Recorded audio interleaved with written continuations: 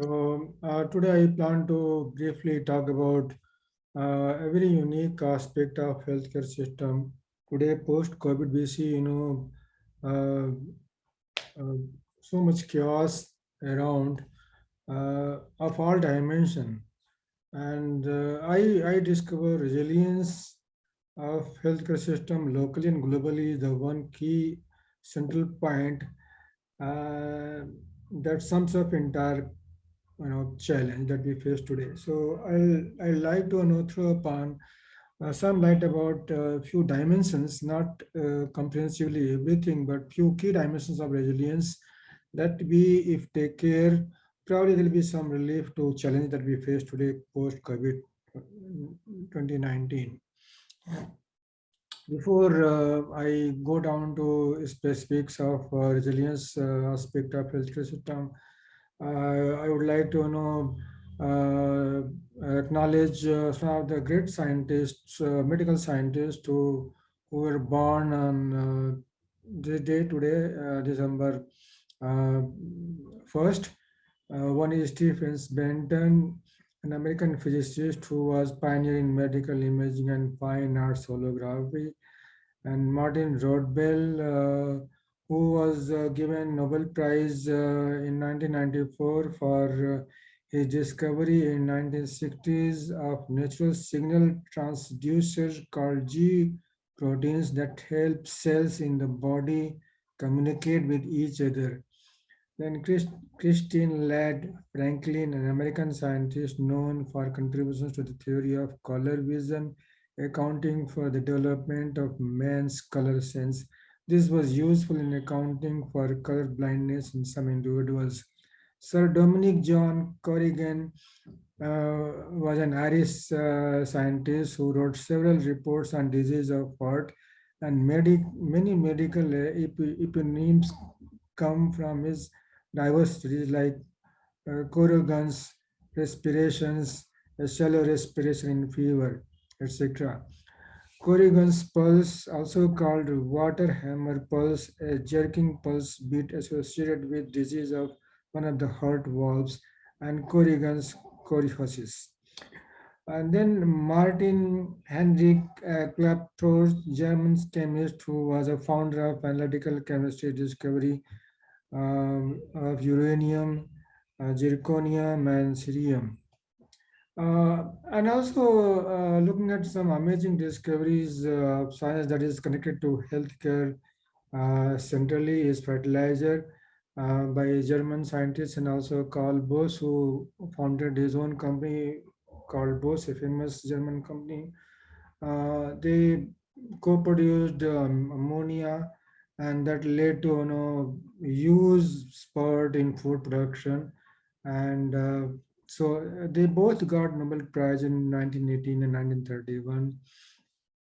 And then many scientists, Carl Landsteiner, and then Jan Jansky and Alexander Wiener, Richard Lewison, they all worked early 19th century to discover blood related issues.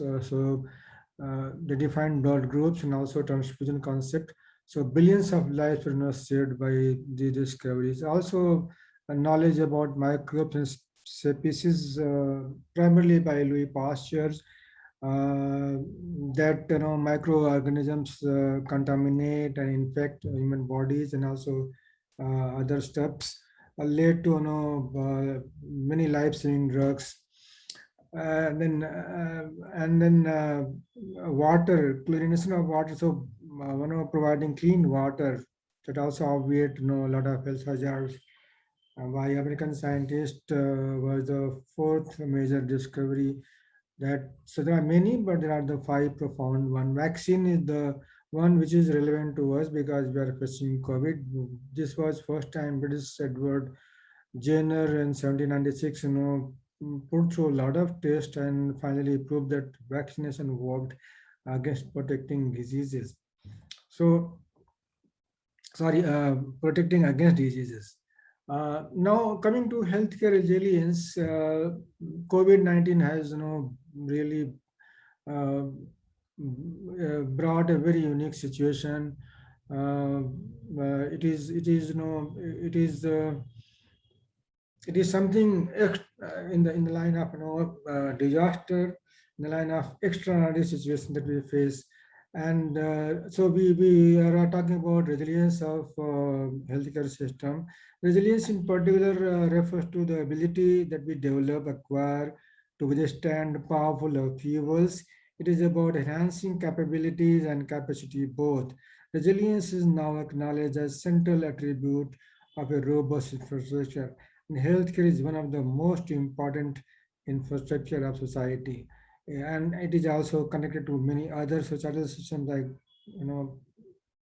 with respect to healthcare, like discovery, manufacturing of medical supplies, and global supply chain of medical supplies. Also, policy around healthcare system, legal system that that protects everyone's interest in a region, and healthcare system itself. With an ongoing havoc created by COVID-19, business and industry around the world has been facing an extraordinarily challenging situation, which is not only sudden but also very unique. The full impact of COVID-19 situation is, unfolding gradually every year. And today, for the past 1 week, we see a new variant of COVID that is also bothering everyone, and WHO has given a very strong on warning signal about a new variant. Now, given its uniqueness, many healthcare systems globally were not fully prepared to handle the situation that we are facing today. And so resilience is pertinent as it deals with how any system would respond to and recover from extreme events. In COVID situation, it would refer to acquiring additional business capability by possessing new skills, technologies, applications, and practices to not only ferry the organization to come out of the crisis, but also ensure systems and support systems continuity. The concept of resilience has come from studies of ecology and disaster management and has recently seen advancements in organizational literature with initial discussions on pertaining to positive organizational scholarship. Organizations now see resilience not only as an innate trait of individuals but also as a capability building activity that can be developed via various new practices emerging from handling COVID-19 situation. Now I'm attempting to identify, pick up five dimensions of healthcare resilience. The foremost is climate, then financing part, then third is capacity, and then global supply chain, and then collaboration among every player, every agent, locally and globally, both. Now, coming to climate, we see for the past few months, in fact, entire this year has been, even year before, since COVID-19 emerged on the scene, we see climate, environment, and sustainability has taken a front stage. Uh, uh, so entire social systems got disrupted, and we see the impact of this halt of our movement is seen as a positive sign over climate and environment in general. Climate changes affect the society, social and environmental determinants of health, clean air, safe drinking water, sufficient food, and secure shelter. And it is projected by subsequent next decade, decade to decade, maybe 20 years from now, climate change is expected to cause approximately more than 2 lakh additional deaths per year from malnutrition, malaria, diarrhea, and heat stress. And the cost to damage of health will be extraordinary, estimated to be $1 billion, $2 to $4 billion every year by 2030. Areas with weak health infrastructure, mostly in developing countries, will be the least able to cope without assistance to prepare and respond. Reducing emissions of greenhouse gases through better transport, food, and energy use choices can result into improved health, particularly through reduced air pollution. And recent summit at Glasgow, COP26, is a marginal success. Of course, would not say total washout, but I think every nation realize the seriousness of climate, and many of them agreed to come forward. At least those who matter: China, India, US, and European countries. They agreed to bring down carbon emissions significantly in the subsequent few 10 to 20 years time. Now healthcare system is contributing significantly to carbon emission, and this needs to be addressed uh, seriously. Then financing part. uh, Financing is very critical at this stage. uh, every nation is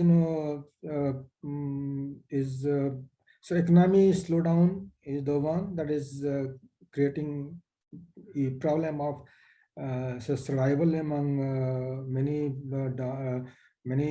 social strata, and governments are proactively infusing and uh, offering support to sustain life.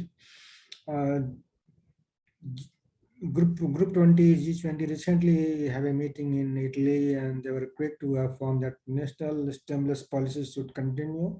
Um, and it has also played a big role in India. We have seen government that was very proactive since announcement of first lockdown in March 2020, and economic stimulus to to sustain economic movement progress, and also giving regular support system in terms of capacity to survive to those who are the heaviest sufferers, like farmers, daily wage laborers, etc. We're given continuous regular base pay support, financial support to sustain life, and then also economic booster in terms of low interest, and some deferment of loans, uh, etc. Brought some relief, and now I think we see quarterly result of economic recovery. It is positive, but countries across the world agree to continue with these stimulus policies. International Monetary Fund has identified four main layers of fund support. So one, country's own internal reserves should be seen to be preserved and judiciously utilized. Then also encouraging nations to bilaterally agree to swap arrangements whereby central banks exchange currencies to provide liquidity to financial market, and then regional financial arrangements by which countries pool resources to leverage financing in a crisis. And IMF itself, has brought out some global fund to support, COVID-19 agenda by global agencies. Locally, every nation has a special taxation policy. They are taxing more to sectors where there is a revenue, and offering tax relaxation to those where there is a challenge, there is a stress, and also giving liberally all kinds of subsidies to sustain economic activities and also sustain life. Global supply chain is the third component of resilience. We see, uh, all medical supplies across the globe in healthcare system is coming from all places that we see today. China is the major supplier globally. We see in India also dependency on China. China's factories, very very high. Globally, it is acknowledged, and given the geopolitical situation, now there is a recognition of the fact that we should have a distributed supply system, so that over dependency on one country may create some problems sometime. And so there is a realignment of manufacturing capacity of the global requirement coming out of many global groups like G20 and Quad and a few more. Uh, Quad recently uh, brought out a agenda of cooperation to create more vaccines for the world. And India was identified to be a global manufacturing hub for vaccines, and Japan, USA, and Australia will be funding those capacity enhancement of manufacturing vaccines. R&D will be led by US, Japan, and Australia. So Quad cooperation, uh, though, was particularly seen as something against China, but looking at the announcement of the Quad summit, it is heavily tilted toward dealing with crises like COVID and extending support to entire world. G20 group of leaders also agreed to initiatives to boost supplies of vaccines in developing countries, where the cooperation will help the world overcome supply and financing constraints. Also, capacity enhancement is connected to actually enhancing manufacturing capacity. Vaccine manufacturing uh, is mostly located in India and China. There was a difficulty some time back coming out of some policy uh, along supply of certain part components from US to India, and legal system are some legal provisions were not allowing those supplies to India smoothly, and there was a halt of manufacturing. So manufacturing capacity. So you see, these are the experiences that we come across while India was going through a second huge serious COVID-19 wave, and so global supply from India got a halt because local consumption and local requirement. It was emergency situation, and also manufacturing part got a interruption because of dependency on certain components to be supplied from USA, and US law did not permit at that point of time. And the Prime Minister spoke to President of US to allow this. So those elections were agreed to, and supply was resumed. However, this scenario talks about a situation where uh, now existence on the planet is not local. The dependency is so much used, and every country, every agent is going to play a role. And so, a cooperation and global cooperation and collaboration and capacity distribution is very very critical in these efforts. So I just thought to share with you my view on resilience part.